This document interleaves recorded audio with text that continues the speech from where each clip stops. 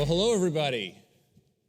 It's a particular treat to be here, I have to say. First of all, it's the ARPA-E Summit in full effect. And so let's give a round of applause for that. This is incredibly exciting to have you all here in person.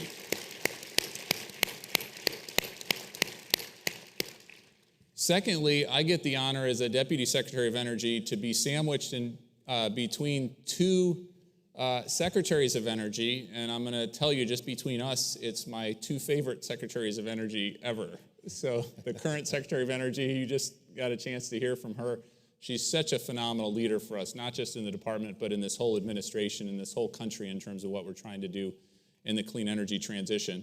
And then I know right after us, you'll hear from Secretary Moniz, who I had a chance to work with in the Obama administration. Just a phenomenal, phenomenal leader for so many years, and I'm eager to hear what he has to say as well. And then the third reason I'm particularly excited to be here is the gentleman sitting to my right, the Deputy Secretary of the Department of Commerce, Don Graves. And I could embarrass Don in all sorts of ways, and maybe we'll do that. Mutually assured destruction. But the thing I'd like to say just by way of introduction for Don is he is a triple threat in a good way. In a good way. He's not only the Deputy Secretary of Commerce right now, he's held positions in Treasury, incredibly important positions in the White House as well, so he's got the government piece inside and out. Such a talented individual at this particular moment, critical moment in time. But he also has extensive experience in the private sector, incredibly important for what we're here talking about, especially for all of you who are entrepreneurs and private sector leaders. And Don, also, the third part of the triple threat is work with nonprofits and communities throughout your career, Don. So particularly excited to have you here and to be able to do this in a very informal, conversational kind of way. Do you want the money now? Or? So let's start with innovation. We're here at the ARPA-E Summit in full effect, in person, with so many entrepreneurs, so many leaders, cutting-edge technology, cutting-edge technologists going forward. Sometimes I'm asked, why do we still need to innovate? Don't we have the technologies already that we need to have in order to do what we need to do from the climate side? And I say, well, hold on a minute. There's a lot more innovation we need in order to be successful.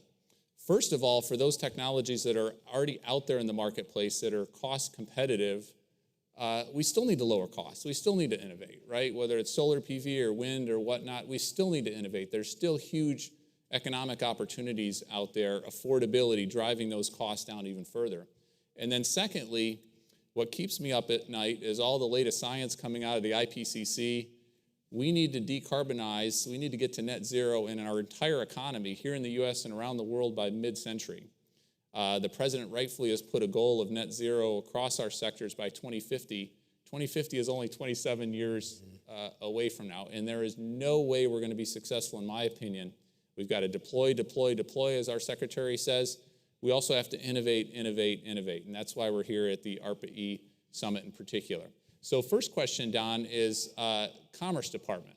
What are we doing from the Commerce Department to innovate? How do you see innovation? How do you see what we can do, especially looking at all the entrepreneurs, all the cutting-edge technologists that we have in the audience today? Well, Dave, first let me just say thank you for having me. Thank you for being a part of what I think is one of the most important gatherings of the year. And part of it is because of this point that you made about innovation. The president has made it clear to all of us, and Dave and I spend a lot of time talking about this and working together, but he's made it very clear that we are at an inflection point. And the way he describes it is you're driving along at 50 miles an hour down the highway, and you turn the wheel 20 degrees one direction, and you are on a different path, a different vector, if you will, and you can never get back on that path that you were on before. And I think that's what we are for our economy. We're changing our economy so that we can change the path that we've been on to get to a new path that will take us to the place that we need to be going forward. Now, whether we can get that calibration done correctly is part of what we're thinking about at the Department of Commerce. We are a department that's focused on U.S. competitiveness, making sure that we can out-innovate the rest of the world, that this is the place where where innovation happens, that we're supporting businesses who are taking risks, who are driving the economy forward, and that we're creating the type of economic growth that will reach all communities across the country. So when you talk about what we're doing at Commerce, we talk about the work that we do through our International Trade Administration and our U.S. Export Assistance Centers, supporting those companies that are looking to export and to drive business opportunity. You think about the work that we're doing through our Economic Development Administration in creating hotbeds of innovation around the country. The work that we're doing through our U.S. Patent and Trademark Office, protecting the great ideas, the innovations that our country looks at every day from other countries, other entities, our adversaries, from stealing those ideas and using them for their own purposes. So I could go on and on about that work. We have a number of new initiatives that drive it, but suffice it to say that the Commerce Department is working together with other parts of the government to lift up all the things that we're doing, and most importantly, to focus on ways that we drive this industrial development that the president has focused on over the course of the last couple of years, to have it more focused on driving economic opportunity in places, reaching all Americans, but first and foremost, always making sure that we're helping to spur new innovation. So let me go to the industrial strategy piece of it. And Don, we're particularly lucky. Don has been one of the key architects throughout your career, and certainly in this administration, if I can say that, Don, for the modern American industrial strategy. And all of those four words really are important, and we can unpack that a little bit. But we've got a phenomenal opportunity. We've got an administration in place that rightfully, in my opinion, just as you've said, Don, we need to decarbonize, we need to achieve our climate goals, we need to save the planet, but that's not good enough, right? We also have to, at the same time, take care of communities around our country that have gotten screwed in the past and haven't had the opportunities that many of us have been blessed with and lucky with at that time. We need to have workers and quality wages. We need to have opportunities for families to succeed. So we need to do all of those kinds of things at once. And the private sector is what does things in our country. We just need to unleash it and channel it. Whether you take the metaphor of driving and steering and making sure that the I don't know if it's a Tesla or whatever it is, the American economy, it's incredibly powerful. Rivian, powerful economy. So how do you think about that overall strategy, that overall industrial strategy, the tools that we've got in the tool belt? Love for you to get into a little bit on the CHIPS piece of it. Commerce Department, for those of you who've been tracking, have been given the bulk of the spending to really make sure that we've got the CHIPS part of our industrial strategy, the semiconductor CHIPS piece. But it's not just there. There's a lot of other tools that you have in the tool belt. But how do we bring all that together? How do we do that in a way that is a true partnership with industry, with the private sector, and unleashing the private sector?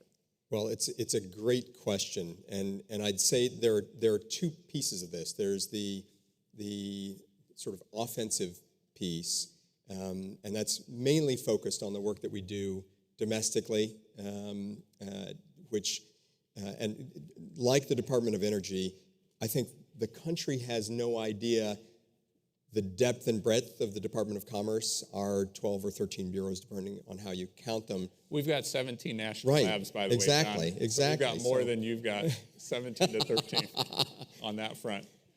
Okay, Commerce this is not a competition. I love commerce. Actually, my first job in D.C. was as an intern in the Commerce Department. So just a quick side story here. I applied for an internship at the Department of Commerce at our National Oceanic and Atmospheric Administration, NOAA, which includes the National Weather Service and Office of Space Commerce and so many other things in between. And I got turned down for that internship. So now I make sure that they remember every day. That's where I actually started. I actually got my first internship at NOAA. See, look, clearly he was much smarter than I was. I don't think it was That's for why the you're same the slot. Deputy Secretary of It was unpaid. Energy. It was an unpaid internship, if I remember correctly.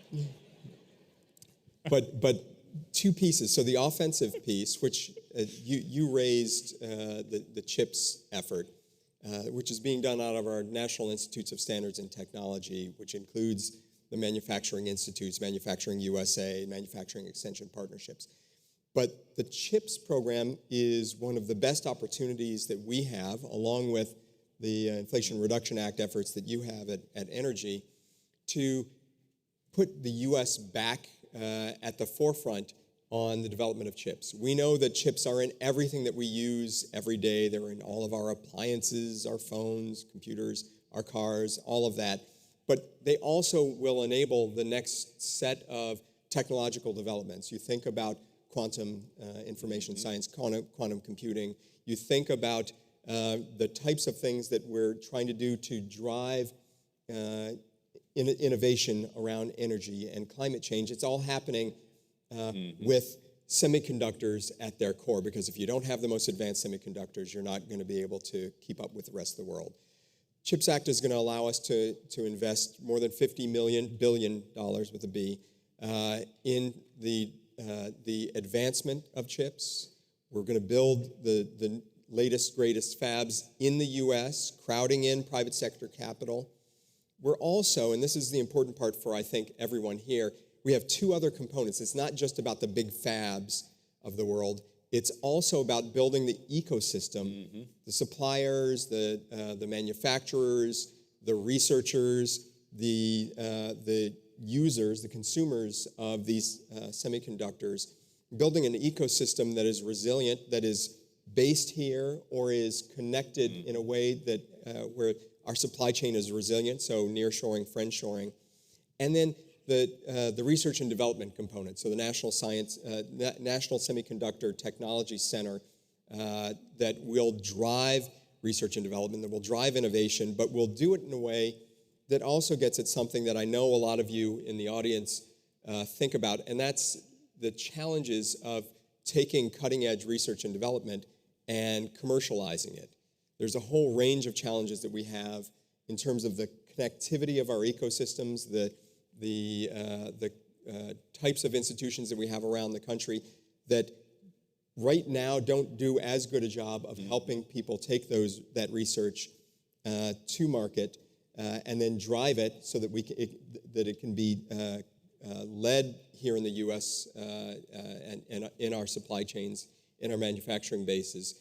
So the NSTC will allow us to have that integrated set of systems that will allow us to also have the capital at the right times to avoid the valley of death problems. Anyway, I could go on and on talking about this, but what I'm interested in also learning about is how Commerce is working with the Department of Energy. You all have a huge mandate around innovation that includes entrepreneurship, and I know we think about entrepreneurship, but I know folks here would love to know a little bit about what you all are thinking about at DOE around that innovation entrepreneurship ecosystem. Well, thanks, Don. And to me, it all comes back to the opportunity we have in this administration with the tools in the tool belt that Congress has given us to be holistic and actually have a strategy. I personally feel incredibly proud to be part of this administration with this president leading the way to actually have a strategy. And what we've seen in clean energy, if I can be blunt with our intimate setting here, if I can be blunt, is we've fallen asleep at the switch and not had a strategy, not had a robust strategy with tools in the tool belt. So we've innovated. We've got our 17 national labs, incredible innovators, universities, entrepreneurs. But then we said, oh, let's just leave the global market, to do what the global market does and on its own. And PV we've developed here, a lot of the battery technology, other technology here, and then other countries take advantage and get the bulk of those jobs, get the bulk of those manufacturing opportunities. I'm not sure our fellow Americans have internalized what a sea change opportunity we have here. Not to do top-down kind of communist, like 5-year plan kind of stuff, but in a very uniquely American industrial strategy, right? That empowers, unleashes, that makes money for companies, that rewards entrepreneurs, but builds those manufacturing facilities, whether it's a fab facility or an EV facility. We've had over $80 billion of investment, public and private, in battery manufacturing facilities across the country. So from the DOE side, what's particularly exciting is we have crown jewels like ARPA-E doing what ARPA-E does, the moonshots, all the things that Secretary Evelyn have been talking about. But then we have our applied energy offices. We've got our national labs like Argonne National Lab and our National Renewable Energy Lab. I should list all 17 because now I'm going to get complaints from our Pacific Northwest National Lab, Lawrence Berkeley National Lab, et cetera, et You're cetera. at 5. There's still 12 more. And now Los Alamos National Lab, Sandia National Lab, Fermi National Lab.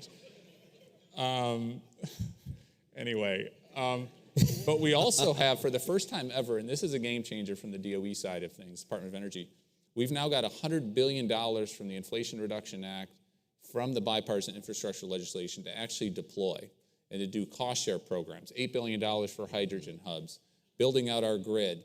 So it feels like we've got an ecosystem opportunity here from early stage development all along that you can develop the technology with the wind at the back, have a company, go get your company, get private sector investment, maybe some cost share, maybe a loan program from our LPO that's newly revitalized as well under Jigger Shaw's leadership, and have a business in a community, maybe it's a community you're from, maybe it's a new community. Incredibly, incredibly exciting to have all of those pieces, but we need to execute, and we really need to partner too, right? Like there's an awful lot of partnership opportunities. I know between our two departments, and certainly with the private sector and the entrepreneurs. So I'd love to get your take, Don, especially with the entrepreneurs out there, the technologists out there doing cutting edge kinds of things. How do you view the partnership piece?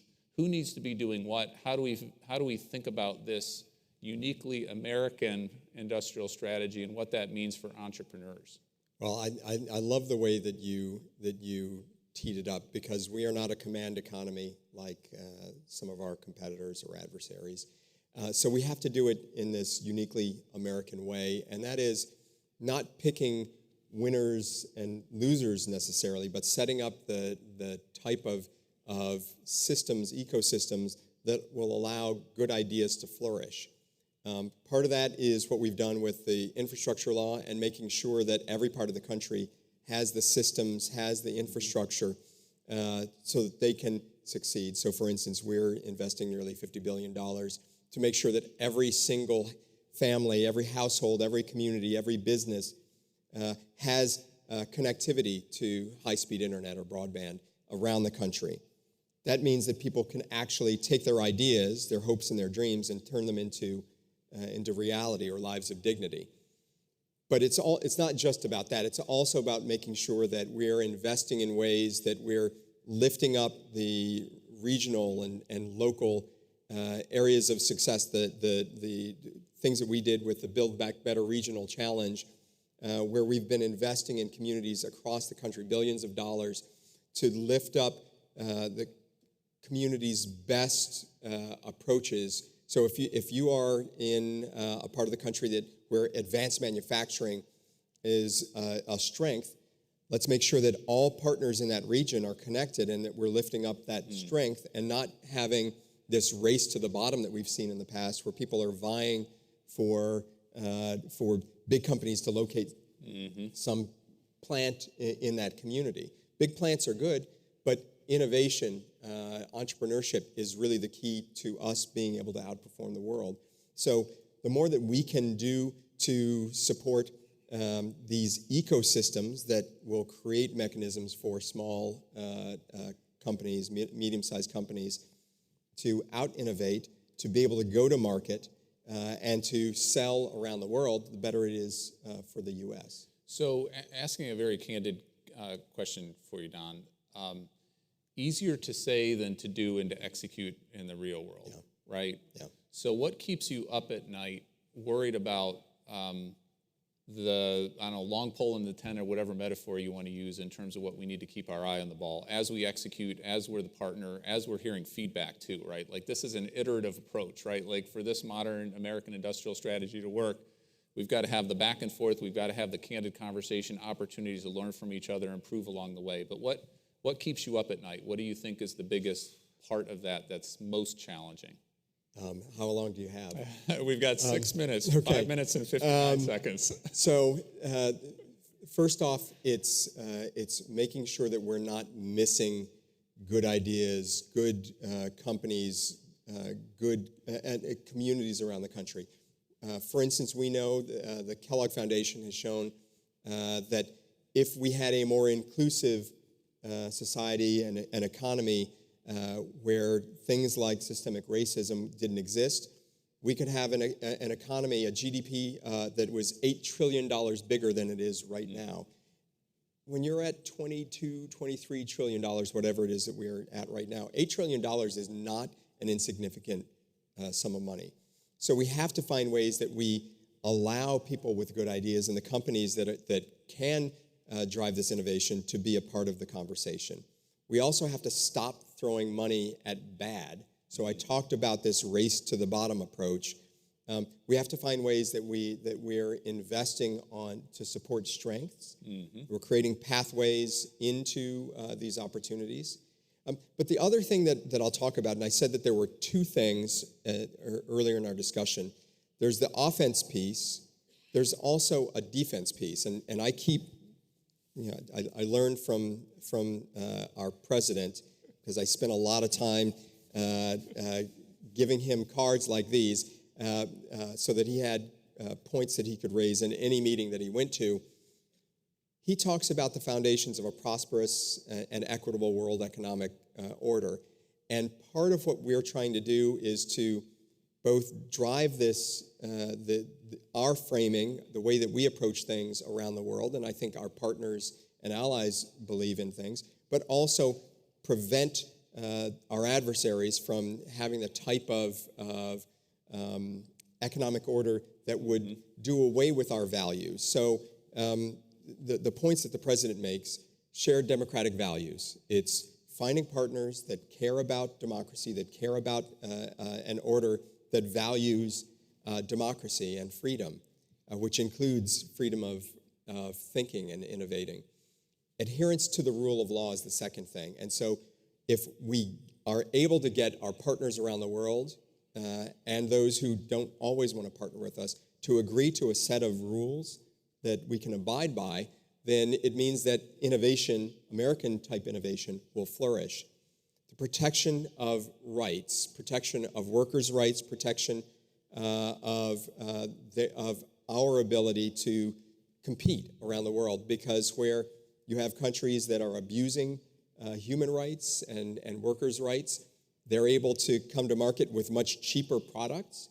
And we see this certainly in the clean energy space, where there's a challenge. You're trying to get to a cleaner energy environment where you deal with climate change, but you're also dealing with countries that are abusing workers' rights. So if we can get a baseline of rights, then it makes our companies more competitive. Protection of intellectual property. I think you all understand why it's so important to protect our intellectual property and have standards that we can abide by.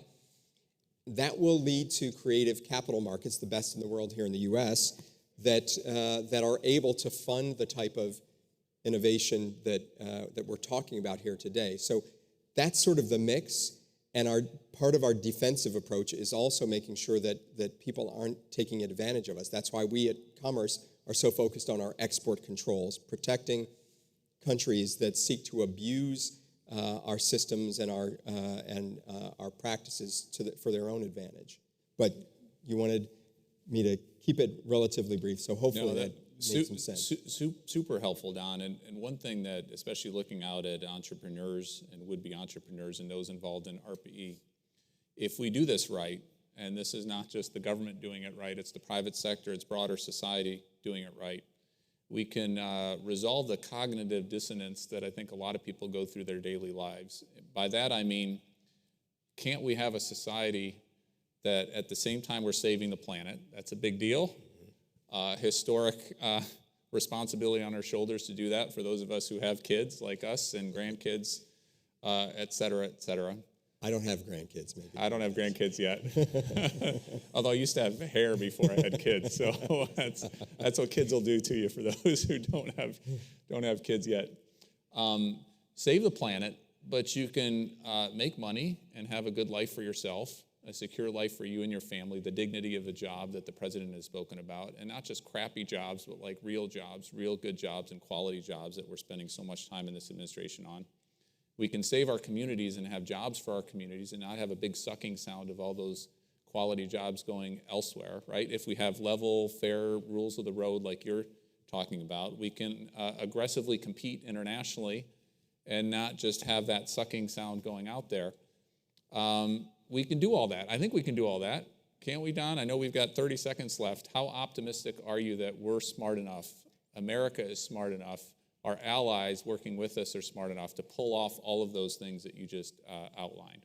Well, I think we've just shown over the course of the last couple of years that we are smart enough to make the right types of investments, to make a commitment to the future, not just a commitment to the next day or the next week, but thinking 20, 30 years down the road. I think our efforts around the illegal, unwarranted invasion of Russia, by Russia of Ukraine, shows that we can work together, not just in the U.S., but across the globe. So I think we have to keep moving in that same direction. But it's going to take a lot of work. And most importantly, we need good ideas from folks outside of government about how we do this the right way so that we're not just making wild guesses. You all are the practitioners. You see how it goes on the ground. So we have to do more working together as partners. All right, so quick conclusion. We're 39 seconds over, and I was told that we needed to keep this on time. Huge opportunity, really is an unprecedented opportunity for all of us in this room, all the colleagues, friends, community members that we work with and live with. As it is as much an opportunity, though, I would say it's also a responsibility. Yes. Right? It's a responsibility for those of us lucky and fortunate enough to have either grown up in this country, be part of this country, be part of this, the values you're just listing off just makes me feel incredibly proud to be part of this country, part of this administration, part of this country. There's a huge responsibility to do our parts, right? To save the planet, save our communities, take care of our workers, take care of communities that have gotten screwed in the past, be a leader internationally like we're doing on the Ukraine side of things. So huge responsibility on everyone's shoulders. You can have fun doing it, happy warrior, have fun doing it, make some money along the way, but be part of something that you can feel incredibly proud about. So thank you for the partnership. Thank you for all that you're doing, and incredible to be here all together in this shared journey going forward. Big round of applause for Don and for all of us.